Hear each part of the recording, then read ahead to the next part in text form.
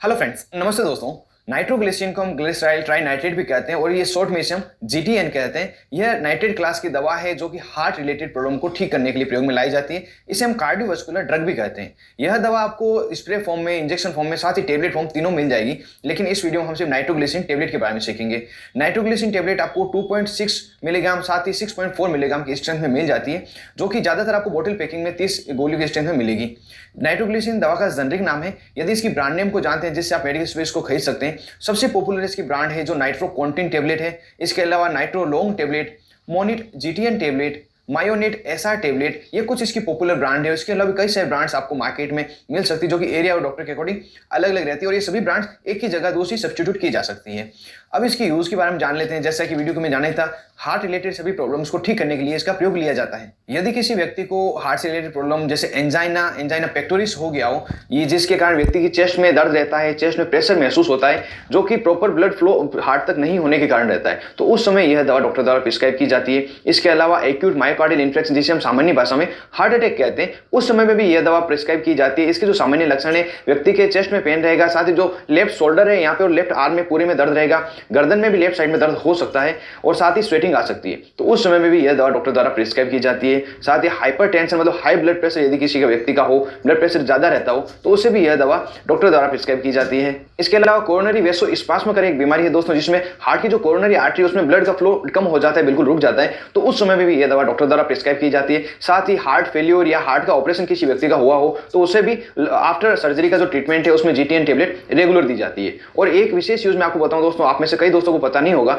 इसका जो प्रयोग है एनल फिशर के ट्रीटमेंट में भी किया जाता है। जी हाँ दोस्तों, यदि किसी व्यक्ति को फिशर हो गया जो कि पाइल्स की प्राइमरी स्टेज है, तो उसमें लो डोज में देकर उसका ट्रीटमेंट किया जा सकता है। उसमें व्यक्ति को एनस के रिंग के पास में एक ब्लिस्टर हो जाता है जिसमें जलन और दर्द रहती है, तो इस दवा को लो डोज में देकर उसे ठीक किया जा सकता है। तो दोस्तों ये मैंने कुछ यूज बताया और हो सकता है इनके अलावा डॉक्टर अपने एक्सपीरियंस के अनुसार कोई यूज ले।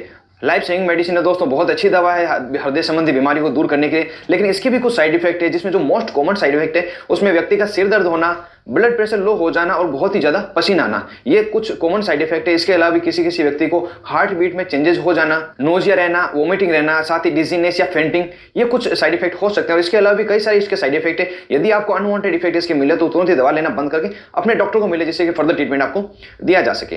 दोस्तों साइड इफेक्ट जानने के बाद बढ़ते हैं इसकी डोज की तरफ। क्या इसकी डोज रहती है? सामान्यतः इस टेबलेट को दिन में 1 या दिन में 2 अकॉर्डिंग टू पेशेंट नीड दिया जाता है। और शुरुआती जो इसकी डोज है 2.6 मिलीग्राम की जो टेबलेट है इससे किया जाता है, और इससे यदि कंट्रोल नहीं होता है तो 6.4 मिलीग्राम की जो टेबलेट है पेशेंट को दी जाती है। और यह दवा दिन में 2 बार भी दी जा सकती है। साथ ही यदि इस दवा को आप खाने के पहले लें, एम्प्टी स्टोमक लें, तो बहुत ही अच्छा रिजल्ट आपको मिलता है। और यह दवा रहती है दोस्तों सब लिंगुअल टेबलेट में भी अवेलेबल है, जो कि जबान के नीचे रखने के लिए काम आती है। वो 0.4 मिलीग्राम की स्ट्रेंथ में रहती है। उसे इमरजेंसी पिल के रूप में प्रयोग लिया जाता है, जैसा कि हम सोबिटेट टेबलेट को लेते हैं।